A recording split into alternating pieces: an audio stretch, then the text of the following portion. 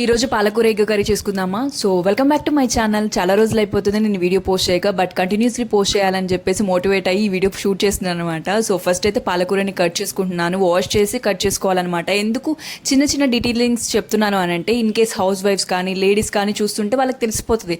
But కుకింగ్లో చాలా తక్కువ knowledge ఉండి హాస్టల్స్లలో, రూమ్స్లలో, లేకపోతే సింగిల్గా ఉండే వాళ్ళ కోసం నేను కుకింగ్ని డీటెయిల్గా చెప్తున్నాను అనమాట. మిగతా వాళ్ళకైతే ఈజీగా అర్థమైపోతుంది, ఎందుకంటే ప్రాసెస్ తెలిసే ఉంటుంది కాబట్టి. సో మనమైతే ఆనియన్స్ వేసేసుకొని, జీలకర్ర వేసేసుకొని, ఆవాలు వేసేసుకోవాలి. సో తర్వాత మనం పాలకూర వేసేసుకొని మసాలాలన్నీ వేసేసుకోవాలన్నమాట. కొంచెం సేపు దాన్ని ఫ్రై అవనివ్వాలి, అంటే కుక్ అవనివ్వాలన్నమాట, పచ్చివాసన పోయేంత వరకు. సో ఫ్రై అయ్యేంత వరకు, కుక్ అయ్యేంత వరకు కొంచెం సేపు ఒక 5 minutes పక్కన పెట్టేసేయండి. తర్వాత ఎగ్స్ తీసుకొని అలా బ్రేక్ చేసి వేసేసుకోండి. తర్వాత దానికి అస్సలు కదపొద్దు అనమాట. ఒక 5 minutes దాన్ని కూడా వదిలేసిన తర్వాత కలుపుకోవాలన్నమాట. సో అప్పుడే కర్రీ బాగా వస్తుంది. నెక్స్ట్ ఏదైనా రెసిపీ కావాలంటే కూడా కమెంట్ చేసేయండి, ట్రై చేస్తాను ఖచ్చితంగా.